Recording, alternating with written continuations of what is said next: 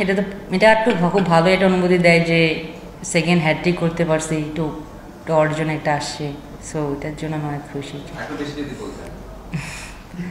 আর একটু বেশি বলতে আলহামদুলিল্লাহ আল্লাহ তাআলার কাছে অশেষ রহমত যে এটা একটু ভালোভাবে এই হ্যাট্রিকটা হইতে পারছে বা এটা অ্যাচিভমেন্ট আসছে আমার। এক্সেপ্ট ছিল যে একটু ভালো কিছু করার ট্রাই করবো ইনশাল্লাহ। অনেকদিন পরে টি-20তে আবার ফিরলাম, ম্যাচ খেলার সুযোগ হয়েছে, তো ভালো একটা পারফর্ম করার ট্রাই করছি, টিমকে কিছু দেওয়ার ট্রাই করছি।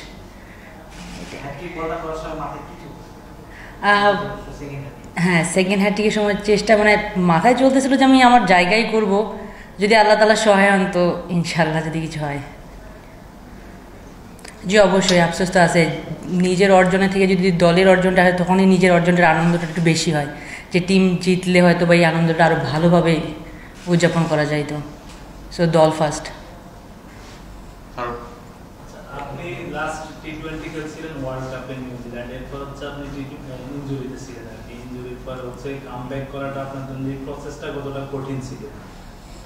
কিছুটা হার্ড ছিল, কারণ ইনজুরিটা আমার একটু ডিপেই ছিল, সো ওখান থেকে রিয়েলি কাম ব্যাক করছি, সব কিছু মেনটেন করে একটু ব্যাক করতে হয়েছে, একটু সময় লাগছে। হ্যাঁ, শুরুতেই আজকে আমাদের স্ট্যাটিং অনেক ভালো ছিল, সো আশাবাদী ছিলাম যে হয়তো আজকে ম্যাচটা খুব ভালো কিছু ভালোভাবে ফিনিশ করতে পারবো, বাট আমরা ট্রাই করছি শেষ পর্যন্ত ভালোভাবে ফিনিশ করার। ডাউট কোনো কিছু ছিল না, আমি একটা ইনজুরিতে ছিলাম, আমার ফার্স্ট টার্গেট ছিল যে ইনজুরিটা রিকভার করা, দেন ইনজুরি রিকভার করার পরে ছিল এটুকুই টার্গেট ছিল যে আমি আমার প্রসেস অনুযায়ী আগাবো, বাকিটা আল্লাহ ভরসা, কী হবে কী হবে না। হ্যাঁ, আমি আমার প্রসেস অনুযায়ী যাচ্ছিলাম, এটুকু মাথায় ছিল যে যদি আমি সুযোগ পাই ইনশাআল্লাহ আমি আমার বেস্টটা দেওয়ার চেষ্টা করবো, সো এই প্রসেসেই গেছে। হ্যাঁ, আমরা মাঝখানে রিহ্যাব ইনজুরি পড়ার থেকে প্রথমে রিহ্যাবটা স্টার্ট হয়েছিল আপনার আইসোমেট্রিক টাইপস করে ব্যান্ড দিয়ে আসে, সেটা ফিনিশ করার পরে দেন আমরা স্কিলে আস্তে আস্তে ইনভলভ হই। সো ওইটাতে ইনভলভ হওয়ার পরে এবং দেন মাঝখানে আমরা দুইটা পেস বোলিং ক্যাম্প পাইছি, যেটা আমাদের জন্য অনেক বেনিফিট হয়েছে। হ্যাঁ, চাম্পাকা স্যারের সাথে দুইটা পেস বোলিং ক্যাম্প পাইছি, যেখান থেকে একটু অনেক ভালো আমাদের মানে সকল পেস বোলারদের একটু ভালো হয়েছে আর কি।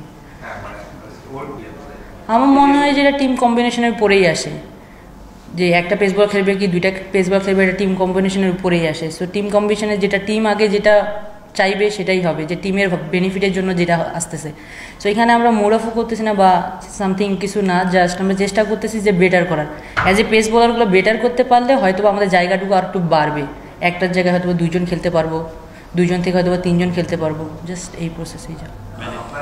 আসলে এখানে প্রতিদ্বন্দ্বিতা কিছু না, যেমন মারুফ ওয়ার্ল্ড ক্লাস বোলার, ওর সাথে এভাবে মানে কম্পিটিশনে কিছু নাই, ওর জায়গা থেকে বেস্ট, হয়তো ওর বিকল্প ডিফিকাল্ট ভাবা, কারণ ওর সুইং সব কিছুই বেস্ট।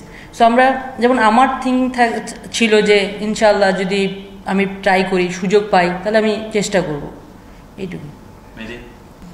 স্টার্টিংটা ভালো ছিল এবং সেই অনুযায়ী আমরা কন্টিনিউ করার চেষ্টা করতেছিলাম, যে আমরা উইনের জন্য খেলতেছিলাম। আই থিঙ্ক মাঝখানে একটু আমরা কলাপস করছি, যেটা আমরা লংভাবে ফিনিশ করতে পারিনি।